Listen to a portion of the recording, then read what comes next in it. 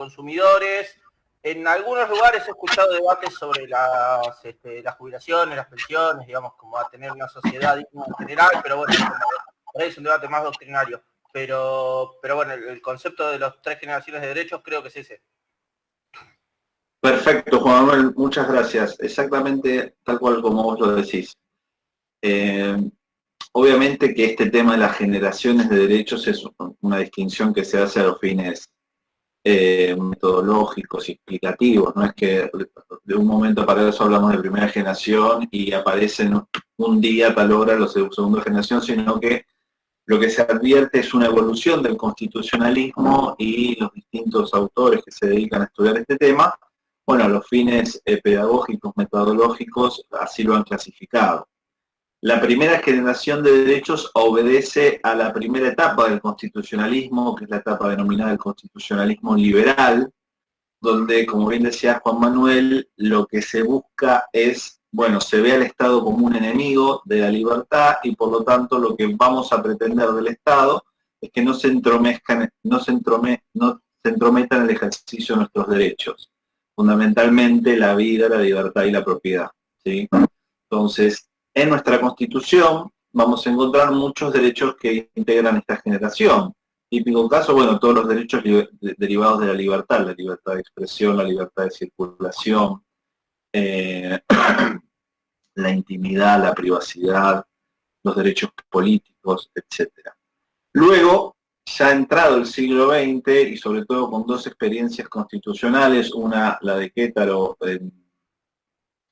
en México y la otra en Weimar en Alemania, aparece esta idea del constitucionalismo social, es decir, ya no vemos tanto como un enemigo al Estado de nuestra libertad, sino que lo que buscamos es que el Estado empiece a reconocer determinadas prestaciones en favor de las personas para que puedan satisfacer sus necesidades materiales. Es decir, esto es la etapa del constitucionalismo social y lo que vamos a ver es que en las constituciones, en los textos constitucionales, se empiezan a recetar determinados derechos sociales, ¿sí?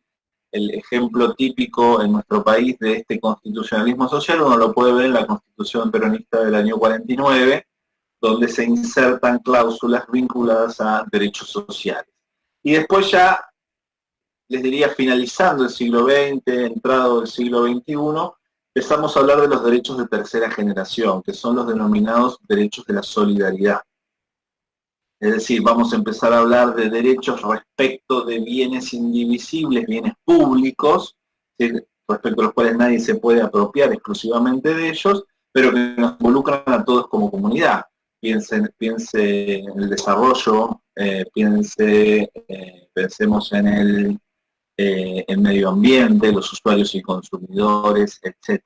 ¿Sí?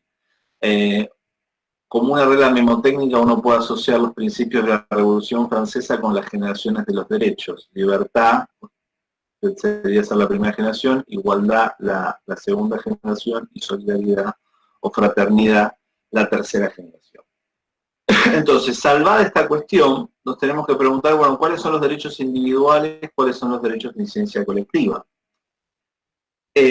Los derechos de libertad y los derechos sociales, uno podría pensarlos como derechos individuales, es decir, de la persona humana que exige frente al Estado y también frente a los privados el respeto y la promoción de esos derechos individuales. Ahora bien, lo que sucede muchas veces es que esos derechos individuales muchas veces pueden tener un cariz o una proyección colectiva. Sí, ahí Juan Manuel mencionaba el caso de la jubilación y la seguridad social. Bueno, si uno lo analiza así cuadradamente, tendría que decir que el derecho a la jubilación y la seguridad social es un derecho social, integraría la segunda generación. Ahora, nadie puede negar, y de hecho la jurisprudencia de la Corte es una muestra, que estos derechos tienen una proyección colectiva y son tratados jurisprudencialmente como derechos de incidencia colectiva. Piensen en la causa Badar, no sé si la conocen, pero Badar es un caso colectivo.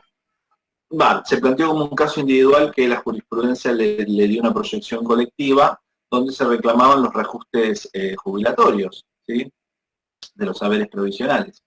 Entonces, no sirve hacer esta distinción estanca entre, bueno, esto es un derecho individual y punto, y esto es un derecho de incidencia colectiva, sino que muchas veces lo que vamos a ver es que los derechos individuales pueden tener una proyección colectiva según el caso, que eso es obra de la jurisprudencia, por lo menos, en la causa Alavi, que es uno de los fallos que ustedes tienen para leer. ¿Sí?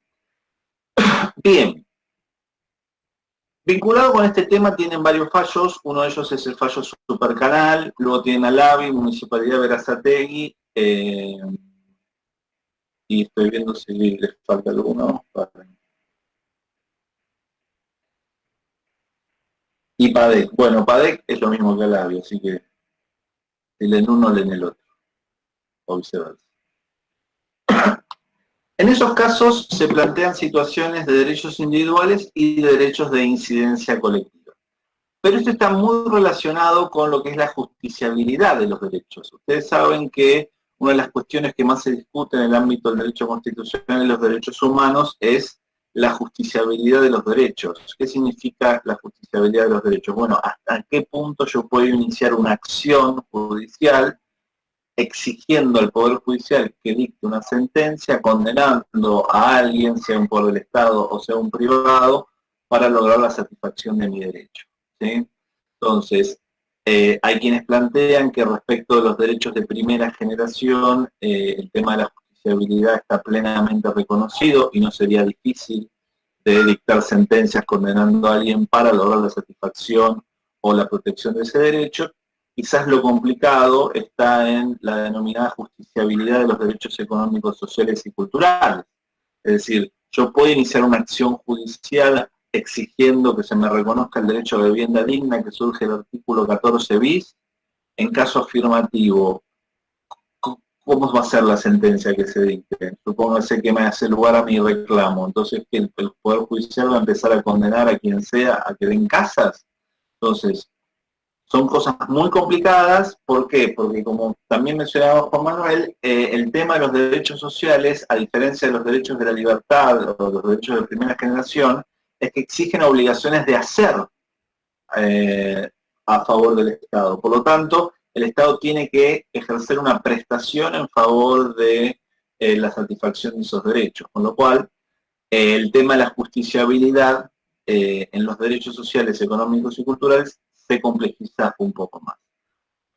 No obstante, si nosotros tomamos la jurisprudencia de la Corte, lo que vamos a advertir es que tanto los derechos individuales como los derechos sociales son justiciables y se puede iniciar acciones judiciales reclamando la satisfacción de un derecho de naturaleza social. ¿Sí? El problema va a estar, sí, y eso es más un tema práctico, cómo se ejecuta la sentencia contra el condenado, pero no vamos a meter en ese tema. Bien, ustedes saben, cuando estudiamos el control de constitucionalidad, que el presupuesto del control de constitucionalidad, es decir, para que pueda ejercerse el control de constitucionalidad en nuestro país, tiene que haber un caso, una causa o una controversia. Es decir, el Poder Judicial se mueve siempre dentro de una causa, de un caso o una controversia. Y esto por varias razones. Primero, una razón estrictamente textual, en el sentido de que es una manda de la Constitución del artículo 116, que nos dice que el Poder Judicial ejerce sus facultades en el marco de casos. ¿Sí? Pero además hay un argumento atrás de división de poderes. ¿Por qué? Porque si el Poder Judicial no se mueve, no funciona en el marco de un caso, se vería afectada la división de poderes porque automáticamente pasarían a gobernar los jueces y no los poderes políticos que rinden cuentas. ¿Sí? El Poder Judicial tiene una particularidad, a diferencia del Poder Legislativo y el Poder Ejecutivo, es que no rinde cuentas. Sí. Hay casos igual donde las cortes, sobre todo las Cortes Supremas de Justicia de varios países han fallado en abstracto, y en Argentina bastante.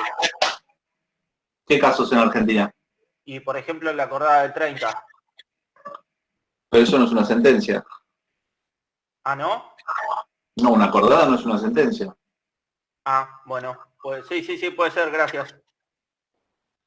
Igualmente lo tomo primero, en otros países esto puede ser así porque tienen otro sistema de control de constitucionalidad. Entonces, hay sistemas donde tienen un control abstracto, donde se dicta una ley y cualquier ciudadano puede hacer lo que llaman, por ejemplo, en Colombia, una acción pública de inconstitucionalidad ante la Corte Constitucional de Colombia, y esa Corte analiza el caso en manera abstracta y dice, esta norma es inexequible, que sería inconstitucional, o es exequible, que sería constitucional. Entonces, hay sistemas, eso va a depender de cada país, el sistema de control de constitucionalidad que adopte, ¿no? Hay sistemas donde generalmente coincide con sistemas concentrados que pueden resolver en abstracto, ¿sí? Así que lo importante que ustedes tienen que tener presente es que el requisito del caso es presupuesto, una precondición para que se pueda ejercer el control. Porque si eso no está, el problema que nosotros vamos a tener es el que yo les mencioné. Va a haber una extralimitación del Poder Judicial sobre texto de ejercer el control de constitucionalidad, ¿sí? Bien. ¿Se acuerdan que era la noción de caso, causa controversia?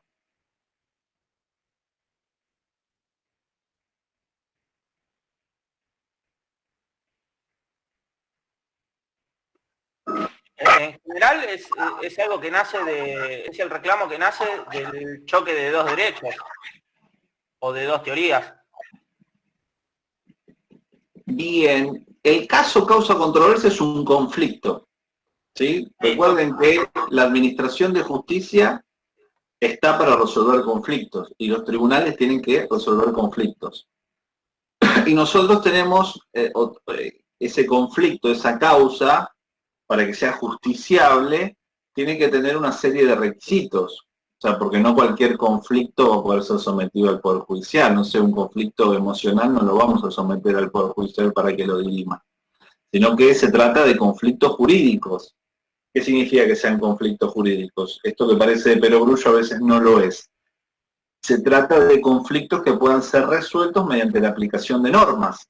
Si el conflicto que yo tengo que resolver no lo puedo resolver mediante la aplicación de normas, sino que lo tengo que resolver, no sé, mediante el proceso político, no voy a someter la consideración de esa cuestión al ámbito del Poder Judicial, porque el Poder Judicial va a decir, acá no hay caso porque no hay conflicto jurídico, no me corresponde a mí, Poder Judicial, expedirme respecto a una cuestión que tiene que ser resuelta por el proceso político. Esto es la denominada, se habrán estudiado con Gonzalo, de las cuestiones políticas no justiciables, ¿sí? Entonces, primera cuestión del caso es que el conflicto tiene que ser jurídico. La otra característica que tiene que tener el caso causa controversia es la actualidad.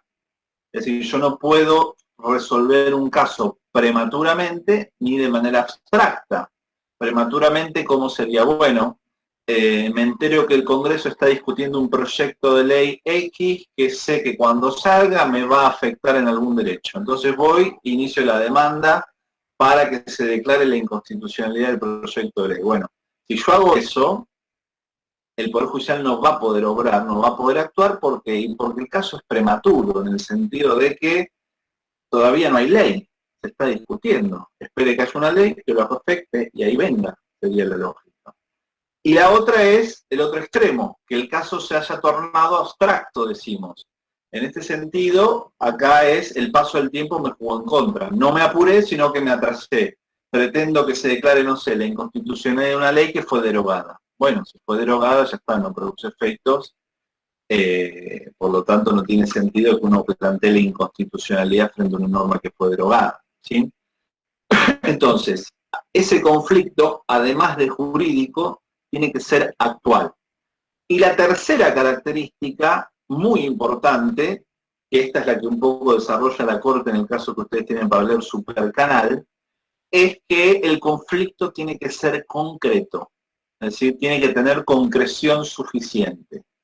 ¿Qué significa esto? Bueno, quien demanda pidiendo, por ejemplo, la inconstitucionalidad de una norma, tiene que demostrar que tiene un interés directo, inmediato, respecto a la solución del pleito. ¿Qué significa tener un interés directo, inmediato en la resolución del pleito? Bueno, significa que yo me veo afectado por la norma que pretendo que se declare inconstitucional, de alguna manera me generó una afectación, y la solución que va a llegar por parte del Poder Judicial me va a incidir respecto a mi situación jurídica, para bien o para mal. Es decir, si me dan la razón, para bien, y si no me dan la razón, para mal. Pero me va a incidir, ¿sí? Eso significa tener un interés jurídico directo, inmediato sobre la resolución del pleito. Que la sentencia que se dicte el día de mañana va a cambiar mi situación jurídica, ya sea para bien o sea para mal. Si eso no sucede, no hay caso porque no hay concreción, ¿sí? Entonces, recuerden esto porque es muy importante. El control de constitucionalidad que va a poder ejercer el Poder Judicial tiene que siempre darse en el marco de un caso, por lo menos siguiendo nuestro sistema constitucional, que es el que tomamos de los Estados Unidos y que surge el 116 cuando anuda la función del Poder Judicial la exigencia del caso, ¿sí?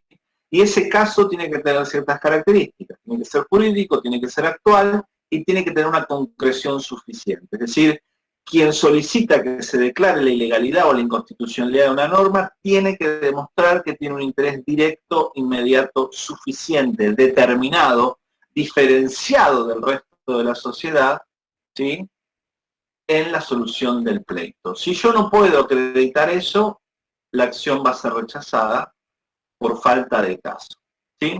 ¿Le puedo hacer una pregunta? Sí, decime.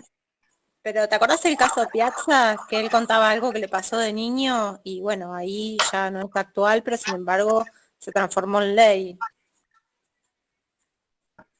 No sé de qué me hablas. El diseñador Roberto Piazza. Sí. Que bueno, que él comentó en su pasado que tuvo abusos sexuales y bueno, lo comentó cuando yo era mayor y bueno, ahí podemos hablar que no había una actualidad del caso, sin embargo se transformó en ley. No, pero eso tiene que ver con otra cosa que se transformó en ley. Y creo que hay una ley Piazza. Pero, ¿qué regula? Los abusos a menores.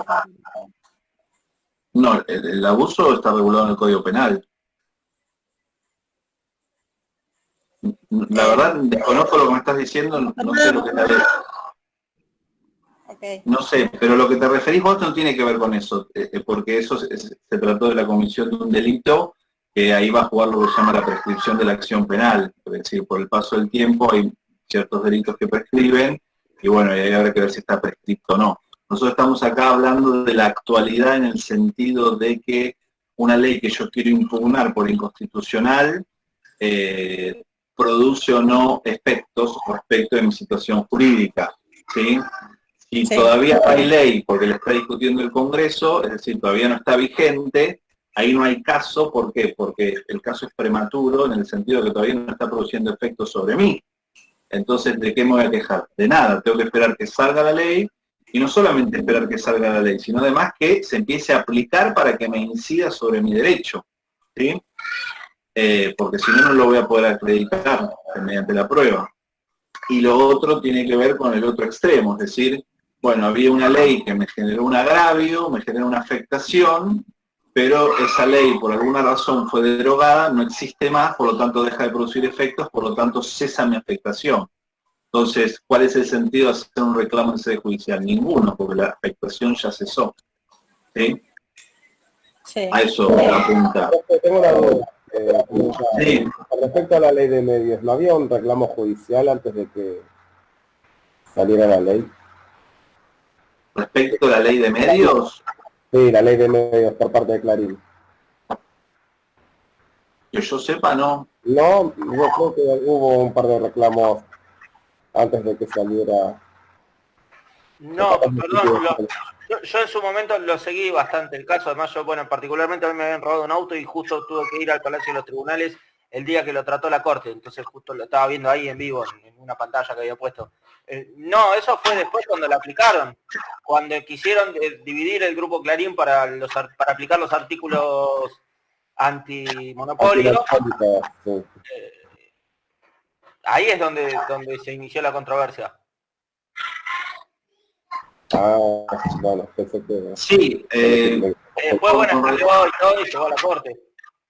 Con relación al caso de la ley de medios, hubo múltiples demandas de múltiples, incluso diputados de la Nación, que recuerdo el caso Tomás que llegó a la Corte, donde se pidió la inconstitucionalidad de la ley. Muchos casos fue rechazado, justamente por falta de caso, porque no demostraban la aplicación concreta respecto de la ley, respecto a su situación jurídica, es decir, no se demostraba esto que les estaba diciendo, el interés directo, inmediato y suficiente, ¿sí?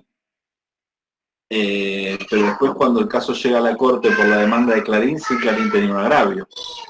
De hecho, si no, la Corte no pudo haber resuelto como lo hizo. ¿Sí? Debería haberse estimado el caso por falta de caso, para la redundancia. Entonces, la noción del caso, tal como surge la jurisprudencia de la Corte, como les mencionaba anteriormente, lo que impide es que existan acciones populares de inconstitucionalidad en nuestro país. Es decir, yo puedo considerar que, no sé, la ley que va a sacar mañana el Congreso sobre algún tema me parece horrenda, me parece inconstitucional, etcétera. Ahora, yo puedo ir con mi escrito, presentar una demanda, que me sorteen un juzgado y que me resuelvan y que me den la razón. Poder hacerlo lo puedo hacer, obviamente. Ahora, jurídicamente, ¿va a tener color eso que yo pretendo? Y no, ¿por qué? Porque si yo no demuestro que la ley, que yo considero horrible, inconstitucional, etcétera, si yo no demuestro que esa ley que yo pretendo que se vea inconstitucional me incide, me afecta de una manera concreta, particular, diferenciada del resto, bueno, no hay caso.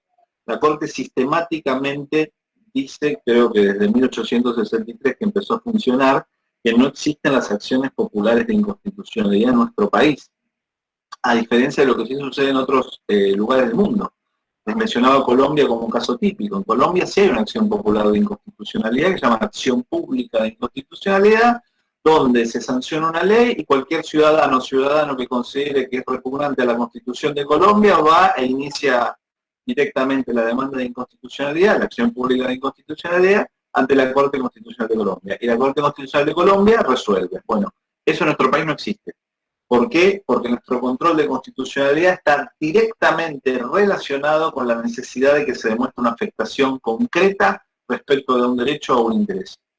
Si yo no puedo demostrar eso, no tengo caso. ¿Sí? Bien. Eso en cuanto a la configuración del caso individual o los derechos individuales. Ahora, la cuestión se complejiza con la reforma del 94, porque la reforma del 94, a partir del artículo 41 y siguientes, 41, 42 y 43, va a reconocer la categoría de derechos de incidencia colectiva. Esta que les mencionamos, que uno la podría colocar dentro de la tercera generación como los derechos de solidaridad. El derecho al ambiente sano, el derecho a usuarios sin consumidores, el derecho a la no discriminación, en fin, el derecho al desarrollo. Algunos hablan del derecho a la paz como un derecho de incidencia colectiva. Bueno, hay numerosos derechos de incidencia colectiva que pueden tener esa calificación, el derecho al patrimonio histórico-cultural, entre otros. Entonces, el reconocimiento de los derechos de incidencia colectiva en la Constitución a partir de la reforma un poco viene a poner en jaque toda esta cuestión que yo les estaba mencionando. ¿Y por qué? Y porque si yo pretendo iniciar una acción judicial en defensa del ambiente, las reglas clásicas del control de constitucionalidad, específicamente el presupuesto del caso, se va a ver modificado. ¿Por qué? Porque si yo alego una afectación al ambiente, ¿voy a poder acreditar un interés directo, inmediato, diferenciado del resto de la comunidad? Y no, difícilmente. ¿Por qué? Y porque la afectación al ambiente afecta a todos, no solamente a mí. Por lo tanto, si yo pretendo hacer una acción en defensa del medio ambiente, no voy a salir solamente yo beneficiado, si me dan la razón, van a salir beneficiados todos nosotros. Entonces, el reconocimiento de derechos de incidencia colectiva pone un poco en cuestionamiento este sistema clásico del control de constitucionalidad que les estaba mencionando. Entonces, la pregunta es, bueno, ¿cómo se adapta, cómo se amolda este control de constitucionalidad al ámbito de los derechos de incidencia colectiva? Bueno, para eso hay que leer el fallo Alavi. fallo Alavi es un fallo, si no me equivoco, del año 2008, un fallo muy importante porque, si se quiere, la Corte lo que hace es, bueno, definir cuáles son las categorías de derecho que surgen del artículo 43 a partir de la reforma constitucional, ¿sí?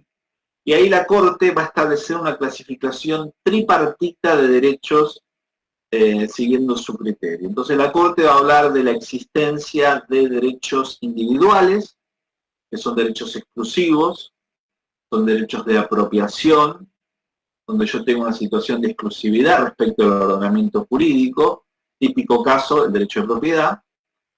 Pero después tenemos los derechos de incidencia colectiva, y esos derechos de incidencia colectiva pueden presentarse de dos maneras diferentes. Pueden ser derechos de incidencia colectiva referidas a bienes colectivos, es decir, derechos de incidencia colectiva referidos a bienes indivisibles, respecto del cual nadie puede apropiarse exclusivamente de ese bien, sino que el sujeto titular, entre comillas, digámoslo, es la comunidad toda, típico caso del medio ambiente. Y después tenemos los derechos de incidencia colectiva referidos a, lo voy a anotar, intereses individuales homogéneos.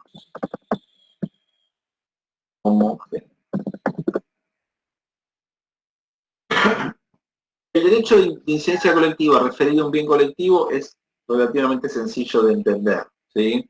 Se refieren a bienes indivisibles, bienes públicos, que no son apropiables en particular por ninguna persona, sino que forman parte homogéneamente de la comunidad.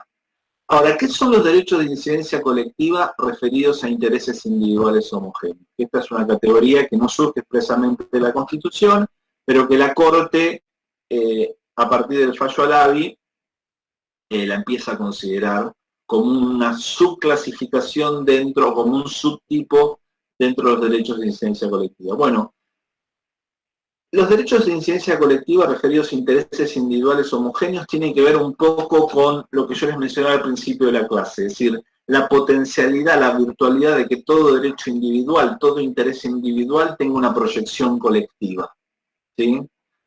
La seguridad social puede transformarse en un derecho de incidencia colectiva referido a un interés individual homogéneo. ¿Y cuándo va a suceder eso? Bueno, se va a dar esa situación cuando hay una afectación a un derecho individual, cualquiera sea. Fíjense que Alavi del derecho a la intimidad. Más derecho individual que ese no existe. Pero la Corte en ese caso lo trata como un derecho de incidencia colectiva referido a intereses individuales homogéneos. Entonces, para que se configure este tipo de derechos tiene que haber una afectación a un derecho individual, a un interés individual, y que esa afectación provenga de una causa fáctica o jurídica homogénea. Es decir, hay un hecho o una norma que homogéneamente produce una afectación múltiple a derechos individuales, ¿sí? Por ejemplo, típico caso de derechos de incidencia colectiva referidos a intereses individuales homogéneos. Los derechos de usuarios y consumidores, ¿sí? Ejemplo de eso se vivió hace unos años, que desembocó en un fallo de la Corte, el caso Cepis, donde se cuestionaba por ilegítimos los aumentos tarifarios del gas y la energía eléctrica y del agua, ¿sí? Específicamente el caso de Cepis es relativo al aumento de la tarifa de gas. Entonces, ahí la Corte, cuando tiene que analizar el derecho que está afectado, dice, bueno, acá hay un derecho de incidencia colectiva afectado, referido a un interés individual homogéneo. ¿Por qué? Porque hay una afectación a derechos individuales, a intereses individuales, el patrimonio, la propiedad de la persona, lo que sea, que proviene de una causa fáctica y normativa o jurídica común. ¿Cuál es esa causa fáctica y jurídico-normativa común? Bueno, el aumento tarifario, ese era el hecho. Y ese aumento tarifario fue decidido a través de una resolución del Ministerio de Energía. Ahí tenemos la causa normativa. Es decir, cuando nosotros tenemos que un solo hecho o una sola norma produce múltiples afectaciones a intereses o derechos individuales, vamos a hablar de intereses individuales homogéneos. Bien, entonces, esto es la importancia del fallo Alavi. ¿Por qué? Porque Alavi nos, si se quiere, complejiza un poco más la noción de derecho de incidencia colectiva, porque no se queda solamente en el derecho de incidencia colectiva referido al bien colectivo como uno siempre se imagina, sino que dice, no, muchas veces puede suceder que un mismo hecho, una misma norma, tenga una afectación múltiple y homogénea respecto a diversas situaciones jurídicas, y eso tiene que ser encuadrado como un derecho de incidencia colectiva. Entonces, vamos a la otra parte importante de Alavi. ¿Qué tengo que demostrar yo para que un juicio de estas características proceda? Supongamos que yo tengo que iniciar o quiero iniciar como usuario afectado o como una asociación de consumidores o como defensor del pueblo una acción pidiendo la nulidad del aumento tarifario del gas. ¿Sí? Entonces, ahí lo que yo tengo que acreditar es que vengo en la defensa de un derecho de incidencia colectiva referido a un interés individual homogéneo. ¿Sí? Ahora, ¿basta con eso? No. Ese es el primer requisito que tengo que demostrar. El interés individual homogéneo y es la causa fáctica o jurídica normativa que provocó esas afectaciones múltiples. El segundo requisito que yo tengo que demostrar judicialmente es que mi pretensión, en este caso el aumento tarifario, o sea que se declare la nulidad del aumento tarifario, mi pretensión tiene que estar concentrada en los efectos colectivos. ¿Sí? ¿Esto qué quiere decir? Que cuando yo inicio una acción de estas características, no voy a solicitar que se declare la ilegitimidad del aumento tarifario para mí, sino que se declare la ilegitimidad respecto de todo el colectivo involucrado. Es decir, por eso la pretensión tiene que plantearse en términos colectivos, no individuales. Y en tercer lugar, y este es uno de los requisitos más importantes, bueno, son todos importantes, pero este quizás en la práctica es donde uno pone más la atención, es que tengo que demostrar que el acceso a la justicia de manera individual no tenga sentido o sea antieconómico y que se justifique, por lo tanto, realizar una pretensión y un proceso colectivo. Es decir, que no esté justificado la defensa individual de mi derecho, sino que necesariamente tengo que hacerlo a través de un proceso colectivo, porque si lo hago individualmente, se vería afectado el acceso a la justicia y se tornaría antieconómico. En el caso de los aumentos tarifarios se ve muy bien este tema. ¿Por qué? Ustedes piensen, por ejemplo, el aumento tarifario. No me acuerdo de cuánto fue el aumento, pero supongamos que uno pagaba, no sé, estoy inventando, 10 pesos de tarifa de gas y con el aumento tarifario pasó a pagar 500. ¿Sí? Bien, es una diferencia importante. Ahora, yo les pregunto, ¿qué sale más caro? ¿Pagar la tarifa de 500 pesos o hacer un juicio para que le anulen el aumento tarifario? ¿Qué piensan? Para uno solo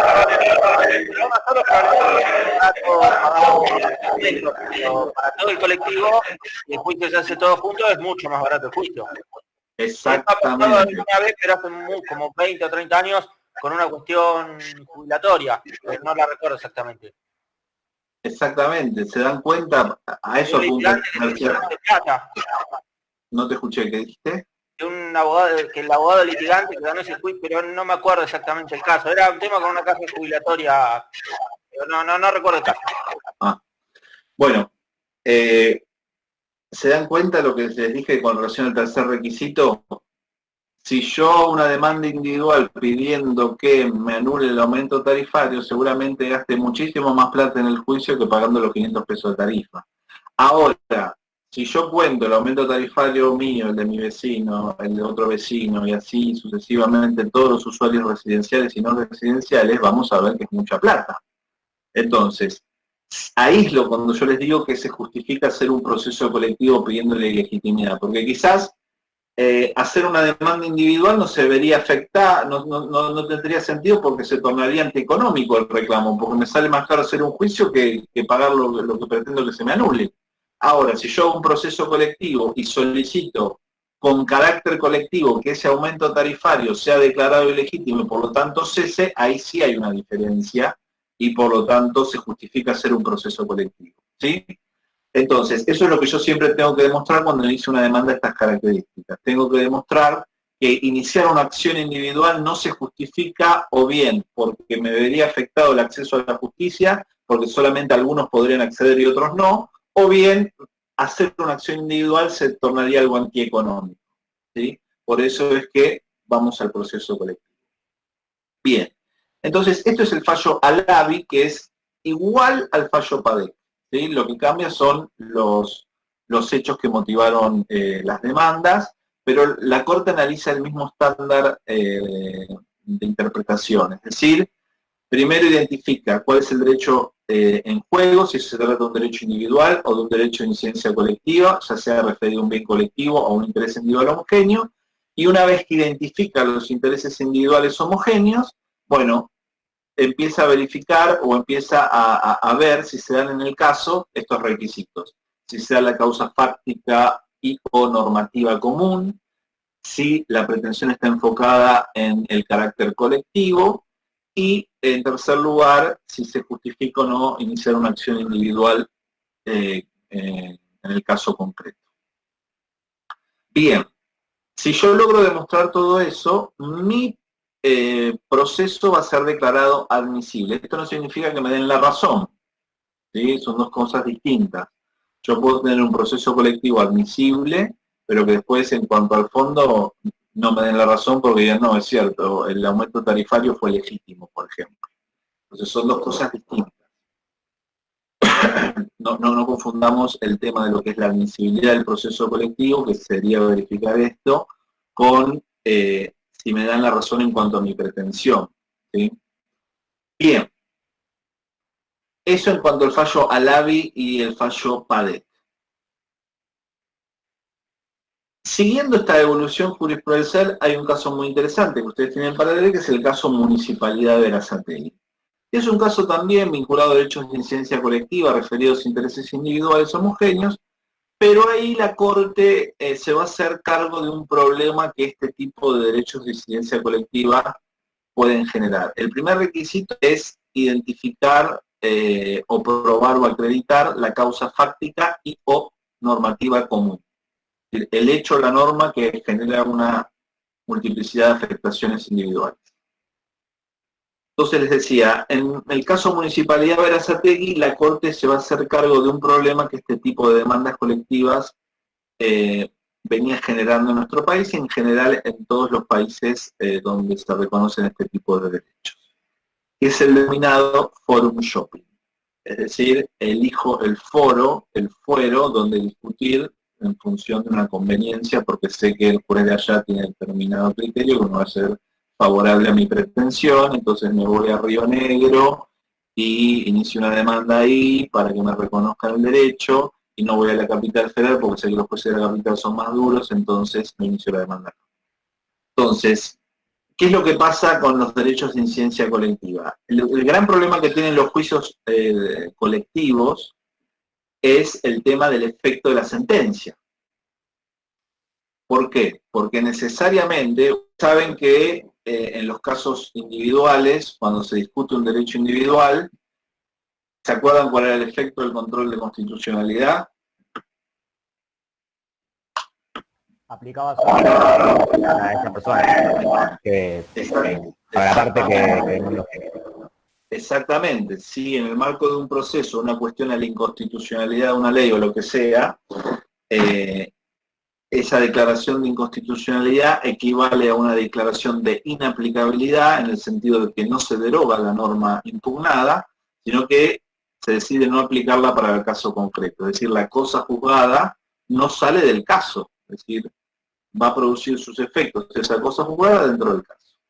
Ahora, ¿qué pasa en los procesos colectivos? Supongamos que yo a través de un proceso colectivo pretendo que se declare la inconstitucionalidad de una norma. En este caso, lo que les había mencionado, la resolución del Ministerio de Energía que dispuso los aumentos tarifarios. ¿Qué efecto va a tener esa sentencia? Bueno, el efecto que va a tener esa sentencia necesariamente va a ser un efecto erga omnes, ¿sí? Porque justamente es un proceso colectivo. Ese es el chiste del proceso colectivo. Entonces, la cosa juzgada no va a tener un efecto respecto del caso iniciado, sino que va a tener un efecto expansivo. ¿Sí? Se va a extender hacia todos, independientemente de que uno haya participado o no dentro del proceso. El caso CEPIS, donde la Corte declaró la ilegitimidad de estos aumentos tarifarios, de esta resolución del Ministerio de Energía, bueno, benefició a todos nosotros, a todos los usuarios residenciales, no solamente a CEPIS, incluso CEPIS era una asociación. Entonces, este es el problema de los procesos colectivos, el efecto de la sentencia, que necesariamente va a tener un efecto expansivo de la cosa juzgada, si la declaración de inconstitucionalidad o de ilegitimidad va a salirse del caso. Y va a tener lo que se llama efecto erga omnes. Entonces, ¿qué es lo que podría suceder? Entonces, aumento tarifario, yo sé que como es una norma federal, una resolución del ministerio, es decir, se aplica en todo el territorio de la nación, bueno, yo sé que, no sé, los jueces de la capital son más duros, por lo tanto no me conviene iniciar una acción judicial en la capital federal porque sé que me van a rechazar. Ahora, me enteré que en Salta, los jueces federales de Salta ven con buenos ojos este tipo de reclamos. Ok, nos vamos a Salta, somos una asociación X, y vamos e iniciamos la demanda colectiva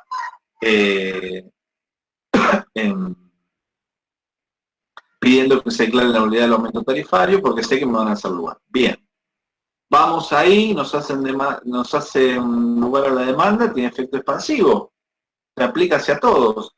Ahora, pero al mismo tiempo había una asociación también que se dedica a la defensa de usuarios y consumidores que no tenía ni idea de cómo funciona el tema y que inicia la demanda en el fuero local, en el fuero de acá, de la Ciudad Autónoma de Buenos Aires, el Fuero Contencioso Administrativo Federal. ¿Sí? Y le rechazan la demanda. ¿Y qué pasa ahí? ¿Cuál nos quedamos? ¿Con la sentencia que hizo lugar en Salta, con el mismo objeto, o con la sentencia de la capital federal que la rechazaron? ¿Sí? Entonces, estos son los problemas prácticos que presentan los procesos o las demandas colectivas. Entonces, la Corte, en el caso Municipalidad Berazategui, venía advirtiendo que esto estaba pasando, venía advirtiendo que se iniciaban múltiples demandas colectivas con la misma pretensión, con el mismo objeto, en distintos fueros, y tenemos múltiples procesos colectivos con sentencias contradictorias. Un escenario de incertidumbre e imprevisibilidad absoluta. ¿Por qué? Porque si todo tiene efecto expansivo, yo no sé con qué quedarme. Entonces ahí la Corte, Municipalidad de Berazategui, lo que trata de hacer es poner un freno a esto, habla del escándalo jurídico que significa que existan sentencias contradictorias respecto a un mismo objeto, a una misma pretensión, y dice, esto no puede suceder más, y ese caso ordena la creación de lo que se llama el Registro Público de Acciones Colectivas. Ese Registro Público de Acciones Colectivas, a partir del caso Municipalidad de Berazategui, luego instrumentado a través de una acordada, que fue la acordada 32 del año 2014 y luego la acordada 12 del año 2016, funciona, y la finalidad de ese registro justamente es que cuando alguien pretende iniciar una demanda colectiva, como requisito para que se inicie esa demanda colectiva, una vez iniciada, se inscriba en ese registro. Entonces, una vez inscrita en ese registro, que es público, ya todos sabemos cuáles son las demandas colectivas que están tramitando y en dónde tramitan. Por lo tanto, si al juez de la capital federal le viene una asociación X y le plantea la misma demanda, lo primero que tiene que hacer es verificar ese registro para ver si ya existe una demanda de similares características. ¿Por qué? Porque si existe una demanda de similares características, lo que tiene que hacer ese juez de la capital federal es mandar el expediente al lo que llama el tribunal que previno, es decir, al tribunal que intervino previamente. Y todo va a tramitar conjuntamente. Lo que se hace se llama acumular los procesos, los expedientes, y todos van a tramitar en el mismo lugar. De esa manera se evita el forum shopping y de esa manera se evita la posibilidad de que existan sentencias contradictorias y que tengan efectos expansivos de la cosa juzgada, que eso es lo más preocupante, ¿sí? Porque la falta de similitud de criterios y que sean sentencias no es tan preocupante porque como no tenemos sistema de presente obligatorio, puede suceder. Ahora, lo problemático es que existan sentencias contradictorias y con efectos erga omnes, porque eso sí genera un escenario de imprevisibilidad. Entonces, la idea es que a partir de este registro, repito, se inscriban todos los procesos colectivos y todo juez o jueza que va a intervenir en un proceso colectivo, lo primero que tiene que hacer es verificar si ya se encuentra inscripta una acción de similares características. Si así existe, bueno, tiene que mandar el expediente a donde tramite. Eso fue ordenado por la Corte en el caso Municipalidad de Buenos Aires, ¿sí? Bien. Pero el primero iniciar la acción no está aún eligiendo el tribunal. Sí, pero se limita el forum shopping en el sentido de que es más complejo, porque está bien, la asociación puede elegir el tribunal. Ahora, lo que después va a poder hacer el Estado es plantear una inhibitoria en ese proceso, en ese expediente, y traer el expediente a donde más le convenga, que generalmente son los tribunales locales del Foro Contencioso Administrativo.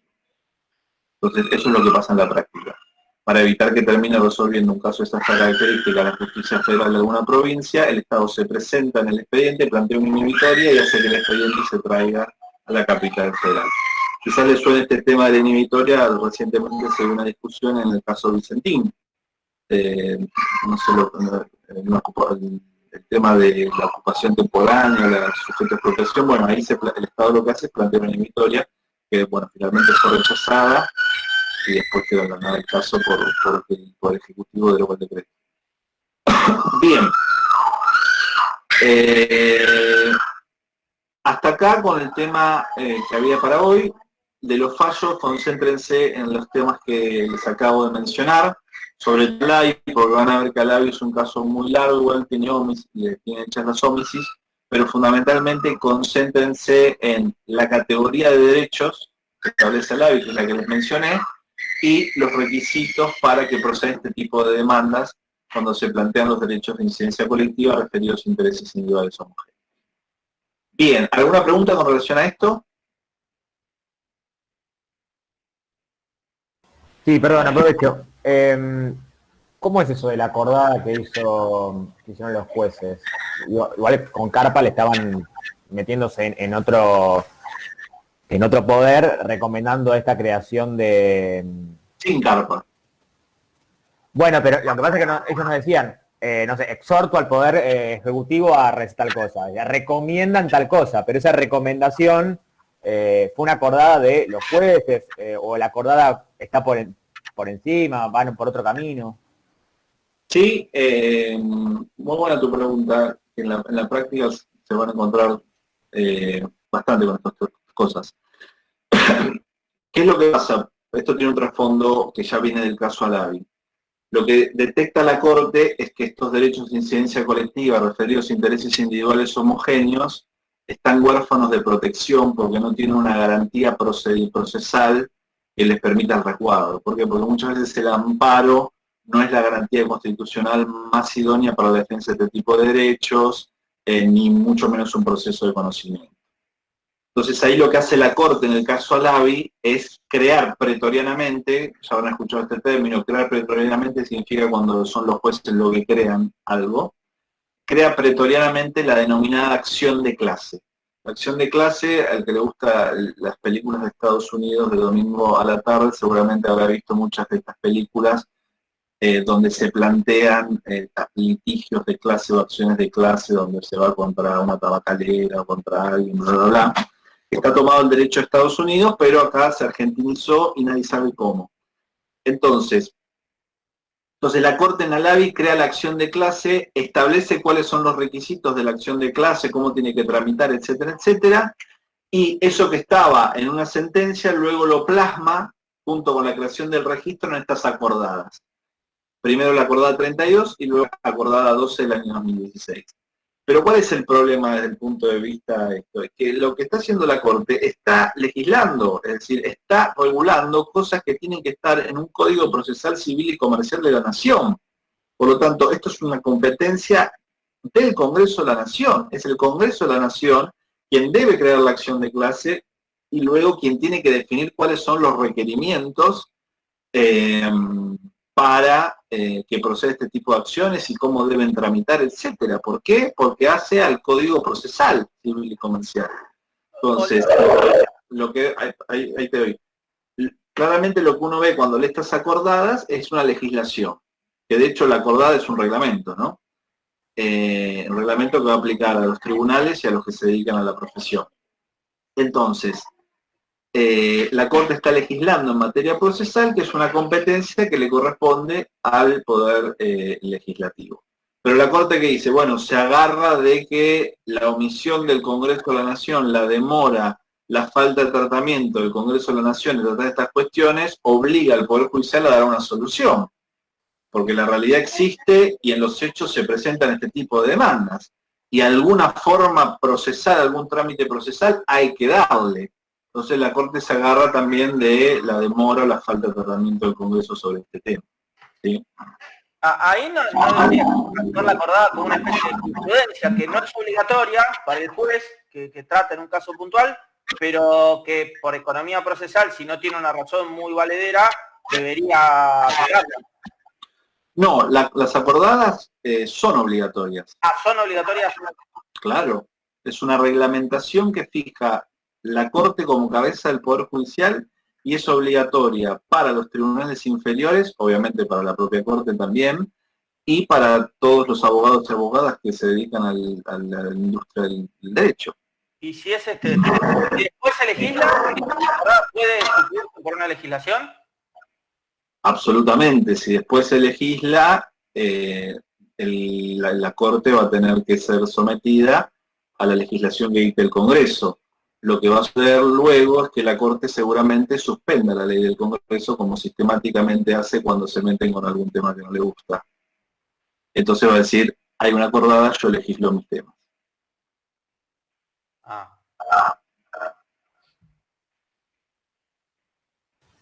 Perdón, otra consulta. En este último caso, que la Corte se declara inoficiosa, devuelve el caso al juez de primera instancia, entiendo, y espera, o sea, y el juez de primera instancia, como para fallar, debería esperar que la creación de este registro de...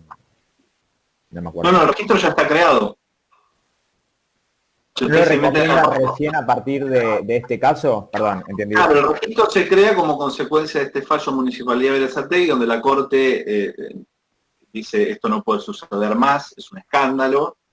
Entonces ordena en esa sentencia la creación del registro, se ordena ella misma. Sí. Luego del fallo sale la acordada 32 del año 2014 y ahí con eso se crea el registro. Si ustedes se meten a la página de la Corte, buscan abajo donde dice procesos colectivos o algo, no me acuerdo exactamente, y ahí van a ver el registro y van a ver las acciones colectivas que se encuentran registradas.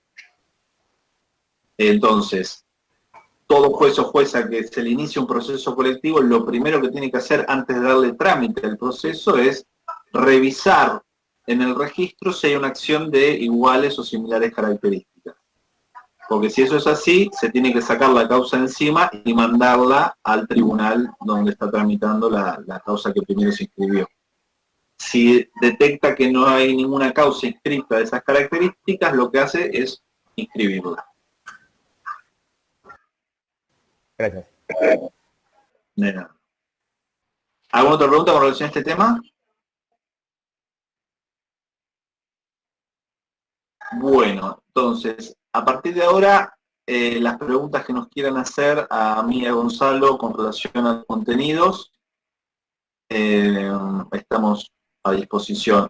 Creo que había leído hasta qué tema va el parcial. El parcial entra en todos los temas, desde la clase 1 hasta la clase de hoy.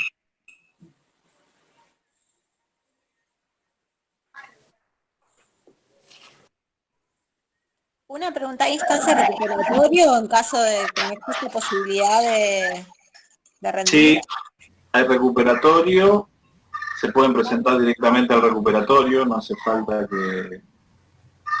no sé. ¿Cuándo es la fecha?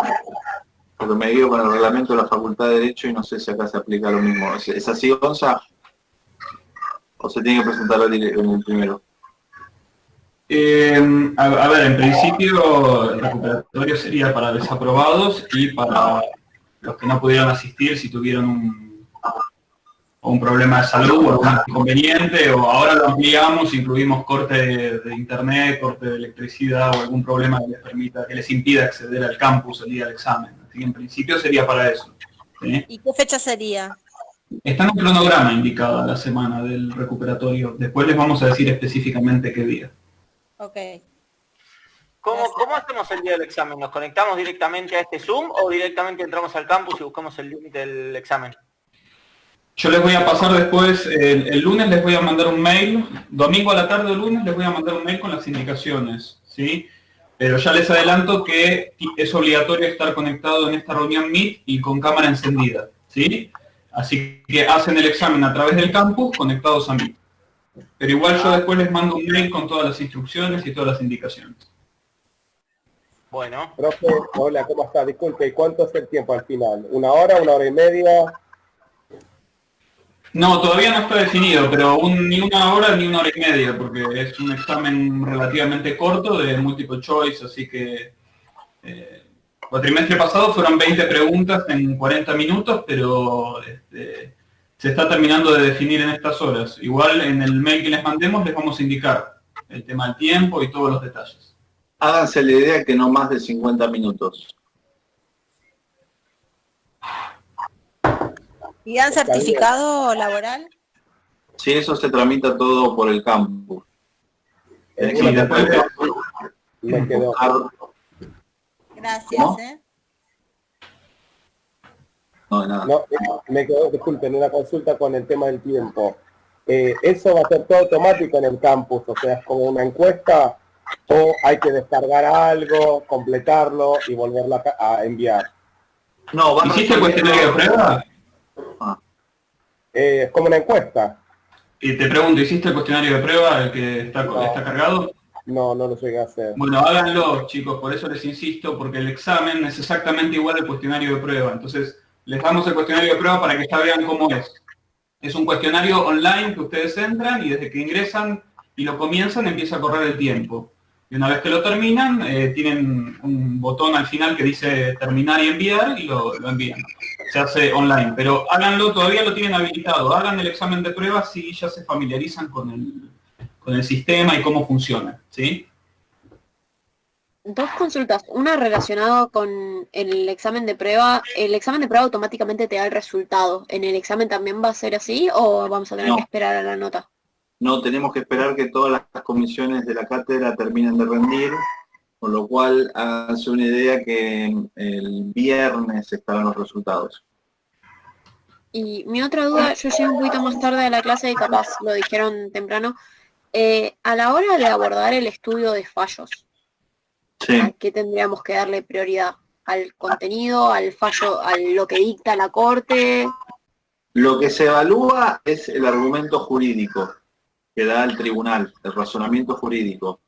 Ustedes no van a encontrar preguntas vinculadas a los hechos del caso, mucho menos a la cuestión procedimental o procesal, eso bien sé, pero siempre las preguntas están enfocadas a que identifiquen el razonamiento jurídico del tribunal, la doctrina que trata de sentar la Corte en el caso. No sé, en los casos que vimos hoy les van a aparecer preguntas vinculadas a lo que les mencioné, es decir, a la clasificación de derechos que hace la Corte, a los requisitos que la Corte fija para demostrar una afectación a este tipo de derechos, a esas cosas prestar la atención.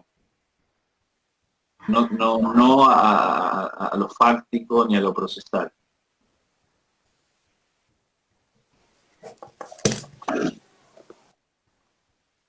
Las preguntas se saben cómo van a ser, si van a ser multiple choice o Multiple choice. desarrollar. Multiple choice, donde tienen que elegir una opción.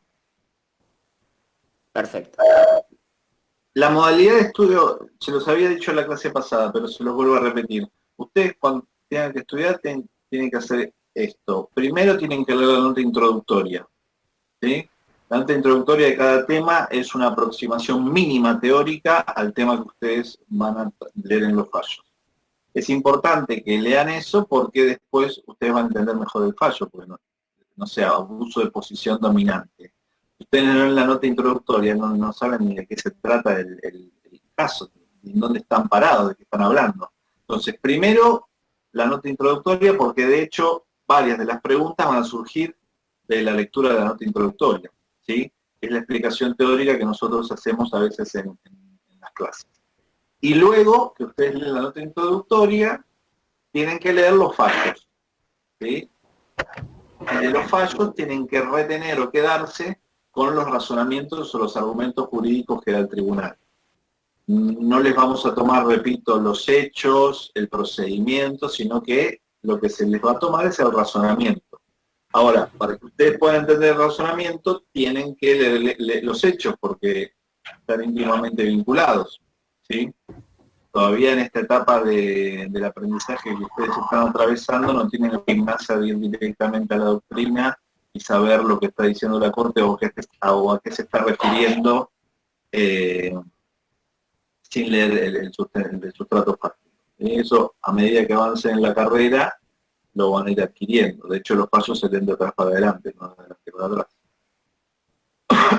Bien. Profe, Ahí, para que le contesto a Sonia que escribió y ahora te escucho. En el múltiple choice es una sola respuesta válida, una sola, y no restan. Así que pueden jugar al tatetí. Sí, no sé quién había... Sí, yo acá mira, me preguntaba, ¿entra hasta el tema 9 o tema 8? Entra hasta el tema de hoy, no sé qué número es. Tema 10. Tema 10. Derechos individuales y de incidencia colectiva, ok, sí, lo que vimos hoy. Tema 1 al 10 inclusive. El tema que dio hoy Santiago es el 10 con el cual finalizamos esta etapa. Fantástico.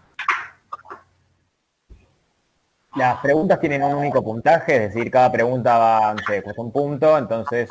Todas valen lo mismo, sí. Ah, perfecto.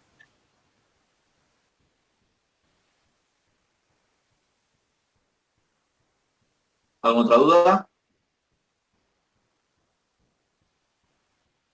No dejen de estudiar ningún tema porque al hacer tantas preguntas, todos los temas van a ser abordados. No es que se van a descartar algunos temas. Todos los temas, desde el tema 1 hasta el tema 10 de hoy, van a haber preguntas.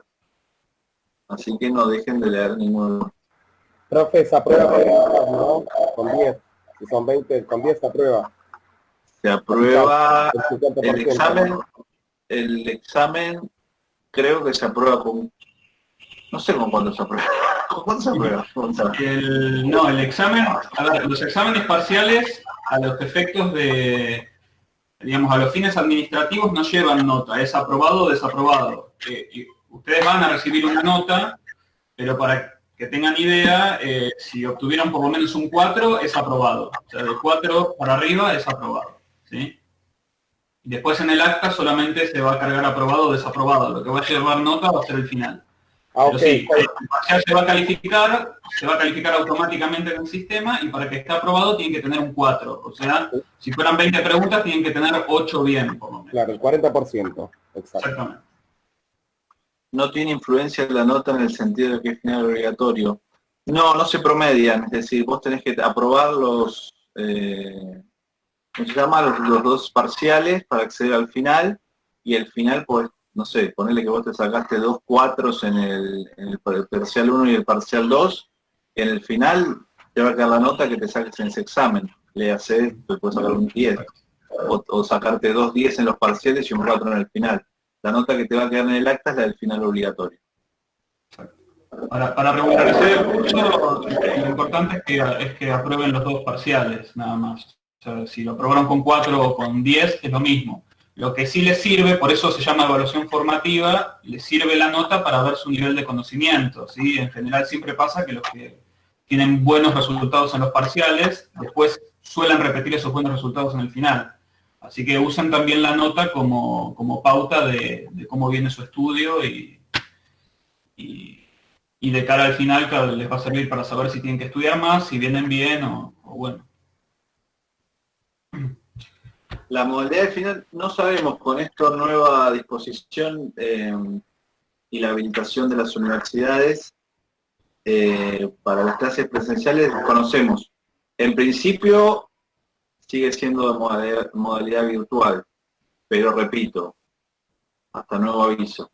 si cambian porque eso lo define cada unidad universitaria. Entonces, hay que esperar si sale alguna resolución, pero por ahora, de lo que estamos informados es que la modalidad es virtual. Igualmente, si cambian las disposiciones, seguramente se enteren y eventualmente nosotros los informaremos. Sí, igual no creo, va a ser una locura que volvamos a presencial ahora en pleno casi Navidad, ¿no? No sabe, yo, por ejemplo, que nunca fui a la UBA, ni siquiera sé dónde está el baño. Así que imagínense que ya rindiendo el segundo cuatrimestre, ya seguro vamos a estar con segundo parcial, no tiene sentido ir a rendir un final presencial en la facultad. Creo que no. Y más por los tiempos. Quedará sujeto al criterio discrecional de la autoridad universitaria. Si cambian las reglas, se las informamos. ¿Alguna otra pregunta?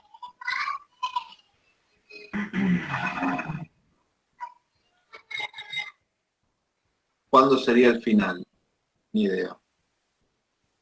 ¿Vos ya sabés? Según alguien me había preguntado en una clase anterior, según el calendario académico, el periodo de finales sería en febrero. ¿Sí? Pero bueno, veremos si eso se mantiene o si se modifica y si se habilita alguna instancia de finales en diciembre o si se mantiene en febrero. Pero todo lo que tiene que ver con los finales, para que sepan, no lo manejamos los docentes, ¿sí? Los docentes podemos manejar el tema de los parciales, eso sí lo manejamos nosotros. Pero los finales, tanto la fecha como la modalidad la definen las autoridades del CBC, así que dependemos de lo que ellos deciden. Por ahora lo que ellos decidieron es que el periodo de finales es en febrero.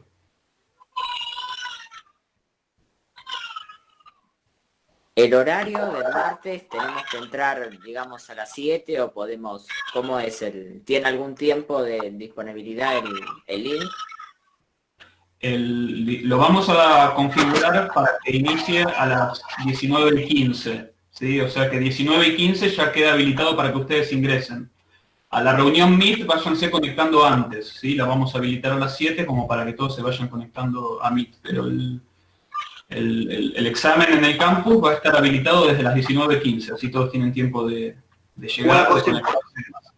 Una cosa importante para evitar situaciones que nos pasaron en el cuatrimestre pasado es Gonzalo les va a mandar un mail el domingo o el lunes o algunos de esos días con un instructivo y también les va a mandar el link del examen para facilitarles el acceso. Es importante que ese mail que les va a mandar Gonzalo con las instrucciones del examen se tomen 2 minutos y lo lean. ¿Por qué? Porque si ustedes lo leen o lo hacen una lectura obliqua o lo leen por arriba, después no van a entender o se les va a dificultar el acceso al examen y el tiempo que pierden en eso es tiempo que no van a poder recuperar y resolver las preguntas. Porque las preguntas, o sea, si se fijó, no sé, 45 minutos, al minuto 45 desapareció. Ustedes, el sistema no les va a poder dejar seguir. Entonces, es muy importante que le presten atención a ese mail, que ahí está todo explicado. Igual si hicieron el examen de prueba, no van a tener ningún tipo de problema. Y también ahí les mandamos el link de acceso al examen para evitar que lo anden buscando en el momento. Exacto. ¿Alguna otra duda? ¿Alguna pregunta con relación al contenido, lo que sea?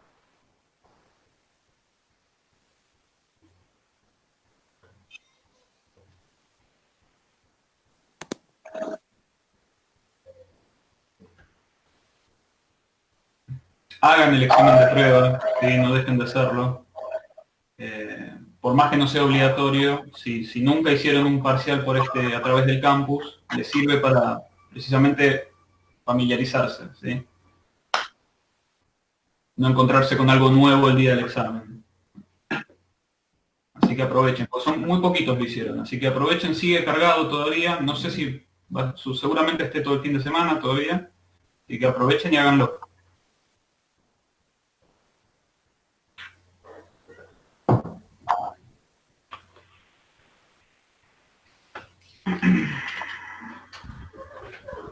Bueno, Profe, entonces, sí, una consulta. Sí, en el decime. cuestionario de prueba no hay un relojito que indique la hora. Si uno no terminó, o sea, se le fue el tiempo y no, porque ahí está la opción terminar y enviar. Si no lo termina y envía, o sea, no hace clic ahí, automáticamente se envía. ¿Cómo es eso? Sí. No, si a vos, no sé cómo se dice.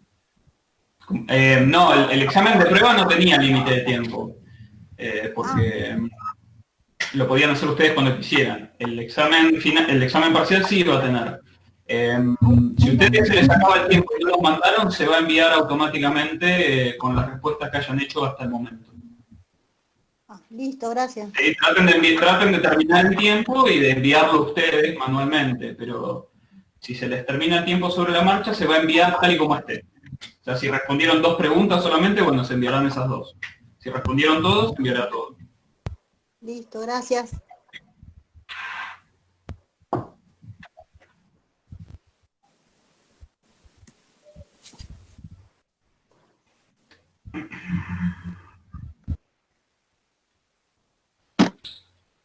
Al menos así era la configuración el cuatrimestre anterior. ¿Sí? Si se llega a configurar de otra manera, les aviso, pero el cuatrimestre anterior se configuró de ese modo. ¿Sí? Finalizado el tiempo, se hacía un envío automático. Supongo que va a ser igual. Si llega a ser distinto, les aviso en el mail.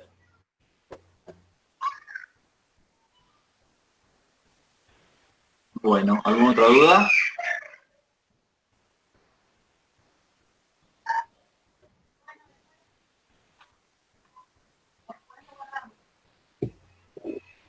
Pregunta técnica, ¿por qué no tengo cámara en la compu? Sí.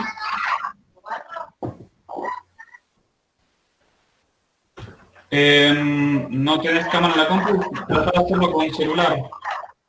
Hacé el examen con